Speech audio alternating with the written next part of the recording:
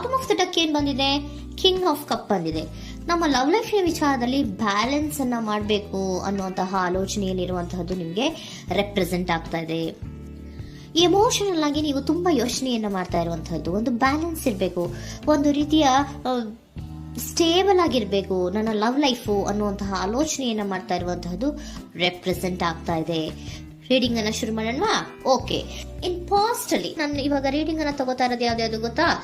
So past ನ ಬಗ್ಗೆ ಮತ್ತೆ ನಿಮ್ಮ ಲವ್ ಲೈಫಿನ ಪಾಸ್ಟ್ ನ ಬಗ್ಗೆ, ಅಟ್ ಪ್ರೆಸೆಂಟಿನ ಬಗ್ಗೆ, ಹಾಗೇನೆ ಇಮಿಡಿಯೇಟ್ ಫ್ಯೂಚರಿನ ಬಗ್ಗೆ ನಾನು ರೀಡಿಂಗ್ ಅನ್ನ ತಗೋತಾ ಇರೋದು. ಓಕೆನಾ? So bottom of the duck ಅಲ್ಲಿ ಏನಿತ್ತು?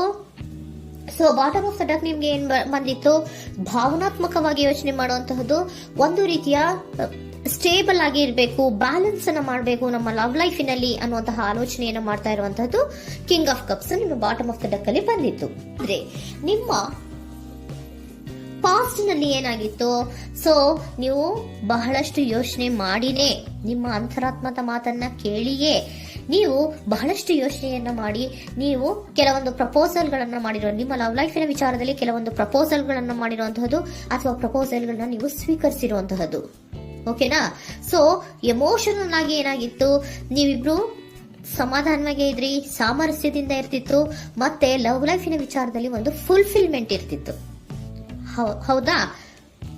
ನಿಮ್ಮ ಪಾಸ್ಟ್ ನಲ್ಲಿ ಬಹಳಷ್ಟು ಯೋಚನೆ ಮಾಡಿಯೇ ಕೆಲವೊಂದು ಫುಲ್ಫಿಲ್ಮೆಂಟ್ ಗಳು ಇರುತ್ತೆ ಅನ್ನುವಂತಹ ಆಲೋಚನೆಯನ್ನು ಮಾಡಿಯೇ ನೀವು ಕೆಲವೊಂದು ಪ್ರಪೋಸಲ್ ಗಳನ್ನ ಮಾಡಿರುವಂತಹದ್ದು ಅಥವಾ ಪ್ರಪೋಸಲ್ ಗಳನ್ನ ನೀವು ಸ್ವೀಕರಿಸಿರುವಂತಹದ್ದು ನಿಮ್ಮ ಲವ್ ಲೈಫಿನ ವಿಚಾರದಲ್ಲಿ ರೆಪ್ರೆಸೆಂಟ್ ಆಗ್ತಾ ಇದೆ. ಆದ್ರೆ ಅಟ್ ದ ಪ್ರೆಸೆಂಟ್ ನಲ್ಲಿ ಏನಾಗ್ತಾ ಇದೆ? ಅಟ್ ದ ಪ್ರೆಸೆಂಟ್ ನಲ್ಲಿ ನೀವ್ ಯಾಕೋ ಆಲೋಚನೆಯನ್ನ ಮಾಡ್ತಾ ಇರುವಂತಹದ್ದು ರೆಪ್ರೆಸೆಂಟ್ ಆಗ್ತಾ ಇದೆ ನಿಮ್ಮ ಲವ್ ಲೈಫಿನ ವಿಚಾರವಾಗಿ. ನೋಡಿ, 7 ಆಫ್ ಪೆಂಟಿಕಲ್ಸ್ ಬಂದಿದೆ. ಸೊ 7 ಆಫ್ ಪೆಂಟಿಕಲ್ಸ್ ಏನನ್ನ ರೆಪ್ರೆಸೆಂಟ್ ಮಾಡುತ್ತೆ? ಪೀರಿಯಡ್ ಆಫ್ ಕಾಂಟೆಂಪ್ಲೇಷನ್, ಏನೋ ಒಂದು ಯೋಚನೆಯನ್ನ ಮಾಡ್ತಾ ಇರುವಂತಹದ್ದು ನಿಮಗೆ ರೆಪ್ರೆಸೆಂಟ್ ಆಗ್ತಾ ಇದೆ. ಯಾಕೋ ನನ್ನ ಲವ್ ಲೈಫಿನಲ್ಲಿ ಮುಂದೆ ಮುಂದೆ ಹೋಗ್ತಾ ಇಲ್ವಲ್ಲ, ಏನಿದು ಇಷ್ಟು ಸ್ಲೋ ಪ್ರೋಗ್ರೆಸ್ ಅಲ್ಲ ಅನ್ನುವಂತಹ ಆಲೋಚನೆಯನ್ನ ನೀವು ಮಾಡ್ತಾ ಇರುವಂತಹದ್ದು ರೆಪ್ರೆಸೆಂಟ್ ಆಗ್ತಾ ಇದೆ. ಲಾಂಗ್ ಟರ್ಮಿನ ವ್ಯೂಸಿನ ಬಗ್ಗೆ ನೀವು ಹೆಚ್ಚು ಗಮನವನ್ನ ಕೊಡ್ತಾ ಇದ್ದೀರಾ.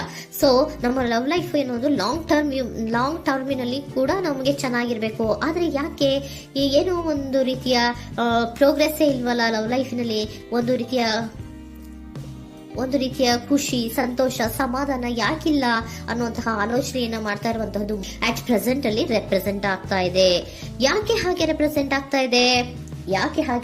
ಆಗ್ತಾ ಇದೆ ಅಂದ್ರೆ ನೋಡಿ, devil card and 8 of cups.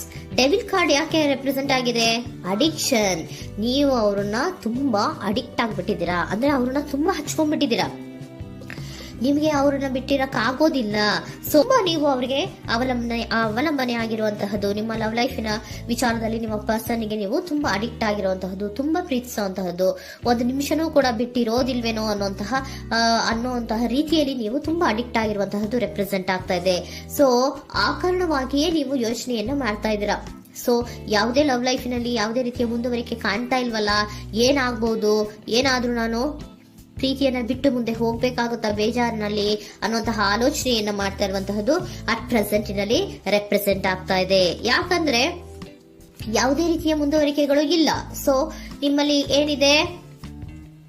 ಕೆಲವೊಂದು ರೀತಿಯ ಸ್ಟಾಗ್ನೇಷನ್ ಅಲ್ಲಿ ಇದೆ, ಅಸಮಾಧಾನಗಳಿದೆ, ಭಿನ್ನಾಭಿಪ್ರಾಯಗಳಿದೆ. ಯಾವುದೇ ರೀತಿಯ ಲವ್ ಲೈಫಿನಲ್ಲಿ ಒಂದು ರೀತಿಯ ಖುಷಿ ಅನ್ನೋದು ಅಟ್ ಪ್ರೆಸೆಂಟ್ ಅಲ್ಲಿ ನಿಮ್ಗೆ ಕಾಣ್ತಾ ಇಲ್ಲ. ಆದ್ರೆ ಯೋಚನೆ ಅಂತೂ ಮಾಡ್ತಾ ಇದ್ದೀರಾ. ಅಡಿಕ್ಷನ್ಸ್ ಇದೆ ಅಲ್ವಾ?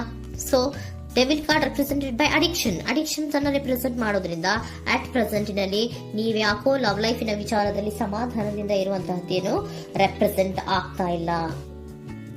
ಸೊ ಏನಾಗುತ್ತೋ, ಇದು ಹಿಂಗೆ ಆಗ್ತಾ ಇದ್ರೆ ಏನಾಗುತ್ತೋ, ಇದೇನು ವಿತ್ಡ್ರಾ ಆಗ್ಬಿಡುತ್ತಾ, ನನ್ನನ್ನು ಬಿಟ್ಬಿಡ್ತಾರ ಅನ್ನುವಂತಹ ಆಲೋಚನೆಯನ್ನ ಕೂಡ ಕೆಲವೊಬ್ರು ಮಾಡ್ತಾ ಇರುವಂತಹದ್ದು ರೆಪ್ರೆಸೆಂಟ್ ಆಗ್ತಾ ಇದೆ. Next, in the near future ಅಲ್ಲಿ ಏನು? ಇನ್ ದ ನಿಯರ್ ಫ್ಯೂಚರ್ ಅಲ್ಲಿ ಅಥವಾ ಇಮಿಡಿಯೇಟ್ ಫ್ಯೂಚರ್, ಇದು 1 ಮಂತಿನ ರೀಡಿಂಗ್ ಅಷ್ಟೇ, ಇನ್ನು ಲೈಫ್ ಲಾಂಗಿನ ರೀಡಿಂಗ್ ಅಲ್ಲ. ಓಕೆನಾ? ಜಸ್ಟ್ 1 ಮಂತಿನ ರೀಡಿಂಗ್ ಅಷ್ಟೇ. ನೆಕ್ಸ್ಟ್ ಬಂದಿರುವಂತಹದ್ದು ಯಾವುದು? 8 ಆಫ್ ಪೆಂಟಿಕಲ್ಸ್ ಬಂದಿದೆ. ಸೊ 8 ಆಫ್ ಪೆಂಟಿಕಲ್ಸ್ ಏನ್ ಮಾಡ್ಬೇಕಿತ್ತು? ನೀವು ಈ ಅಡಿಕ್ಷನ್ಸ್ ಅನ್ನ ಬಿಟ್ಟು, ಯೋಚನೆಯನ್ನ ಬಿಟ್ಟು, ಏನಕ್ಕೆ ಅಸಮಾಧಾನ ಆಗ್ತಾ ಇದೆ ಅನ್ನೋದನ್ನೆಲ್ಲ ಬಿಟ್ಬಿಟ್ಟು ನೀವು ಫೋಕಸ್ ಅನ್ನ ಮಾಡುವಂತಹದ್ದು ರೆಪ್ರೆಸೆಂಟ್ ಆಗ್ತಾ ಇದೆ. ಸೊ ಏನ್ ಫೋಕಸ್ ಮಾಡುವಂತಹದ್ದು? ಏನಾಗಿದೆ ನನ್ನ ಲವ್ ಲೈಫಿನ ವಿಚಾರದಲ್ಲಿ? ಎಲ್ಲ ಚೆನ್ನಾಗೇ ಇತ್ತಲ್ಲ ನೋಡಿ, ಪಾಸ್ಟಿನಲ್ಲಿ ನಿಮಗೆ ಚೆನ್ನಾಗೇ ಇತ್ತಲ್ಲ, ಯೋಚನೆ ಮಾಡಿನೇ ತಾನೇ ನೀವು ಲವ್ ಲೈಫಿನಲ್ಲಿ ಪ್ರಪೋಸಲ್ಗಳನ್ನ ಸ್ವೀಕರಿಸಿದ್ದು, ಮತ್ತೆ ಅಲ್ಲಿ ಫುಲ್ಫಿಲ್ಮೆಂಟ್ ಇರುತ್ತೆ ಅಂತ ತಾನೇ ನೀವು ಸಮಾಧಾನವಾಗಿ ಪ್ರಪೋಸಲ್ಗಳನ್ನ ಸ್ವೀಕಾರ ಮಾಡಿದ್ದು. ಆದ್ರೆ ಅಟ್ ಪ್ರೆಸೆಂಟಿನಲ್ಲಿ ಕೆಲವೊಂದು ರೀತಿಯ ಭಿನ್ನಾಭಿಪ್ರಾಯಗಳು, ಕೆಲವೊಂದು ರೀತಿಯ ಅಡಿಕ್ಷನ್ಗಳು, ಕೆಲವೊಂದು ರೀತಿಯ ಯೋಚನೆಯನ್ನು ಮಾಡ್ತಾ ಇರುವಂತಹದ್ದು ರೆಪ್ರೆಸೆಂಟ್ ಆಗ್ತಾ ಇದೆ. ಅಟ್ ಪ್ರೆಸೆಂಟಿನಲ್ಲಿ ನೀವೇನು ಸಮಾಧಾನವಾಗಿ ಲವ್ ಲೈಫಿನಲ್ಲಿ ಇಲ್ಲದೆ ಇರುವಂತಹದ್ದು ರೆಪ್ರೆಸೆಂಟ್ ಆಗ್ತದೆ. ಆದ್ರೆ ಇಮಿಡಿಯೇಟ್ ಫ್ಯೂಚರಿನಲ್ಲಿ ಏನಾಗ್ತಾ ಇದೆ, 8 ಆಫ್ ಪ್ಯಾಂಟಿಕಲ್ಸ್ ಬಂದಿದೆ. ಸೊ 8 ಆಫ್ ಪ್ಯಾಂಟಿಕಲ್ಸ್ ಏನನ್ನ ರೆಪ್ರೆಸೆಂಟ್ ಮಾಡುತ್ತೆ? ಓಕೆ, ನೀವೇನ್ ಮಾಡ್ತಾ ಇದ್ದೀರಾ, ಬಹಳಷ್ಟು ಫೋಕಸ್ ಅನ್ನ ನಿಮ್ಮ ಲವ್ ಲೈಫಿನ ವಿಚಾರದಲ್ಲಿ ಮಾಡ್ತಾ ಇರುವಂತಹದ್ದು. ಏನ್ ಮಾಡ್ಬೇಕು, ಯಾಕಿಷ್ಟು ಭಿನ್ನಾಭಿಪ್ರಾಯಗಳು ಬರ್ತಾ ಇದೆ ಅನ್ನೋದ್ರ ಬಗ್ಗೆ ನೀವು ಯೋಚನೆಯನ್ನ ಮಾಡ್ತಾ ಇರುವಂತಹದ್ದು ರೆಪ್ರೆಸೆಂಟ್ ಆಗ್ತಾ ಇದೆ. ನೋಡಿ, ಅದರ ಬಗ್ಗೆ ಹಾರ್ಡ್ ವರ್ಕ್ ಅನ್ನ, ಲವ್ ಲೈಫಿನ ವಿಚಾರವಾಗಿ ಸ್ವಲ್ಪ ಹಾರ್ಡ್ ವರ್ಕ್ ಅನ್ನ ಮಾಡ್ತಾ ಇರುವಂತಹದ್ದು ರೆಪ್ರೆಸೆಂಟ್ ಆಗ್ತಾ ಇದೆ. ಸೊ ಬಹಳಷ್ಟು ಕಮಿಟ್ಮೆಂಟ್ ಅನ್ನ ಇಟ್ಕೊಂಡು ಇದನ್ನ ನಾನು ಸರಿ ಮಾಡ್ಕೊಳ್ಳೇಬೇಕು ಅನ್ನುವಂತಹ ಆಲೋಚನೆಯನ್ನ ಮಾಡ್ತಾ ಇರುವಂತದ್ದು. ಸರಿ ಆಗ್ಲೇಬೇಕು, ಈ ಎಲ್ಲಾ ರೀತಿಯ ಅಸಮಾಧಾನಗಳಿಂದ ನಾನು ಆಚೆ ಬರಬೇಕು, ಸಮಾಧಾನವಾಗಿರ್ಬೇಕು, ಬ್ಯಾಲೆನ್ಸ್ ಅನ್ನ ಮಾಡಬೇಕು ಅನ್ನೋದನ್ನ ನೀವು ಇಟ್ಕೊಂಡು ನೀವು ಹಾರ್ಡ್ ವರ್ಕ್ ಅನ್ನ ನಿಮ್ ಲವ್ ಲೈಫಿನ ವಿಚಾರದಲ್ಲಿ ಮಾಡ್ತಾ ಇರುವಂತದ್ದು ರೆಪ್ರೆಸೆಂಟ್ ಆಗ್ತಾ ಇದೆ. ನೆಕ್ಸ್ಟ್ ಕಾರ್ಡ್ ಕೂಡ ನಿಮ್ಗೆ ಕಿಂಗ್ ಆಫ್ ಸೋರ್ಟ್ಸ್ ಬಂದಿದೆ. ಸೊ ಕಿಂಗ್ ಆಫ್ ಸೋರ್ಟ್ಸ್ ಏನನ್ನ ರೆಪ್ರೆಸೆಂಟ್ ಮಾಡುತ್ತೆ? ಸ್ಪಷ್ಟವಾಗಿ ಥಿಂಕ್ ಅನ್ನ ಮಾಡ್ತಾ ಇದ್ದೀರಾ. ನಮ್ಮ ಲವ್ ಲೈಫಿನ ವಿಚಾರದಲ್ಲಿ ಯಾಕೆ ಅಸಮಾಧಾನ ಬರ್ತಾ ಇದೆ, ಯಾಕೆ ಭಿನ್ನಾಭಿಪ್ರಾಯ ಬರ್ತಾ ಇದೆ, ನಾನಂತೂ ಅವ್ರನ್ನ ಬಿಟ್ಟಿರಕ್ಕಾಗಲ್ಲ. ಸೊ ನಾನೇನ್ ಮಾಡ್ಬೇಕು, ಇದನ್ನೆಲ್ಲ ಕೂಡ ಬ್ಯಾಲೆನ್ಸ್ ಅನ್ನ ಮಾಡ್ಬೇಕು.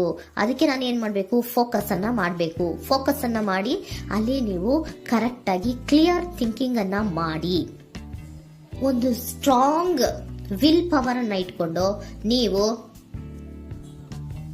ಮೆಚ್ಯೂರ್ ಆಗಿ ಥಿಂಕ್ ಮಾಡಿ ಕೆಲವೊಂದು ರೀತಿಯ ನಿರ್ಧಾರಗಳನ್ನ ಮಾಡುವಂತಹದ್ದು ರೆಪ್ರೆಸೆಂಟ್ ಆಗ್ತದೆ. ನೋಡಿ, ಸ್ಟ್ರಾಂಗ್ ಆಗಿ ಒಂದು ವಿಲ್ ಪವರ್ ಅನ್ನ ಇಟ್ಕೊಂಡು ಫೋಕಸ್ ಅನ್ನ ಮಾಡಿ ನೀವು ನಿಮ್ಮ ಲವ್ ಲೈಫಿನ ವಿಚಾರದಲ್ಲಿ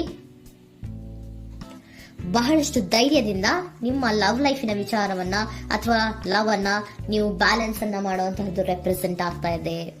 ಈಗ ಅಟ್ ಪ್ರೆಸೆಂಟ್ ಅಲ್ಲಿ ನಿಮಗೆ ಬೇಜಾರಿರಬಹುದು, ವಿಧಾನಗಳಿರಬಹುದು, ಆದ್ರೆ ಇನ್ ನೆಕ್ಸ್ಟ್ ನಿಂದ ನಿಯರ್ ಫ್ಯೂಚರ್ ಅಲ್ಲಿ ನೀವು ಅದನ್ನ ಫೋಕಸ್ ಮಾಡುವಂತಹದ್ದು, ಅದರ ಕಡೆಗೆ ಹೆಚ್ಚು ಗಮನವನ್ನ ಕೊಡೋದು, ಕ್ಲಾರಿಟಿಯ ಥಿಂಕಿಂಗ್ ಅನ್ನ ಮಾಡುವಂತಹದ್ದು, ಕ್ಲಿಯರ್ ಆಗಿ ಥಿಂಕಿಂಗ್ ಅನ್ನ ಮಾಡೋದು, ಕ್ಲಾರಿಟಿಗೆ ಬರುವಂತಹದ್ದು, ಧೈರ್ಯವಾಗಿ ಮುಂದೆ ಹೋಗುವಂತಹದ್ದು ನಿಮ್ಗೆ ರೆಪ್ರೆಸೆಂಟ್ ಆಗ್ತಾ ಇದೆ.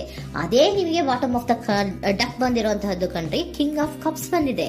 ಸೊ ಕಿಂಗ್ ಆಫ್ ಕಪ್ಸ್ ಏನು, ನೀವು ಭಾವನಾತ್ಮಕವಾಗಿ ಯೋಚನೆ ಮಾಡ್ತಿದ್ದೀರಾ, ನಿಮ್ಮ ಲವ್ ಲೈಫಿನ ವಿಚಾರದಲ್ಲಿ ಒಂದು ಬ್ಯಾಲೆನ್ಸ್ ಅನ್ನು ಮಾಡಬೇಕು ಅನ್ನುವಂತಹ ಆಲೋಚನೆಯನ್ನ ಮಾಡ್ತಾ ಇರುವಂತಹದ್ದು. ಓಕೆನಾ? ಹಾಗಿದ್ರೆ ಏಂಜಲ್ ಗೈಡೆನ್ಸ್ ನಿಮ್ಗೆ ಏನ್ ಕೊಡ್ತಾರೆ ಅನ್ನೋದನ್ನ ನೋಡೋಣ. Okay, B assertive, very good, trust. ನೋಡಿ, ದೃಢವಾಗಿ ಇರಿ, ಏನೂ ಆಗಿಲ್ಲ. ನೀವು ಅಷ್ಟೊಂದು ಯೋಚನೆಯನ್ನ ಮಾಡುವಂತಹದ್ದೇನೂ ಆಗಿಲ್ಲ. ಕೆಲವೊಂದು ರೀತಿಯ ವೇರಿಯೇಷನ್ಗಳಾಗಿರುತ್ತೆ.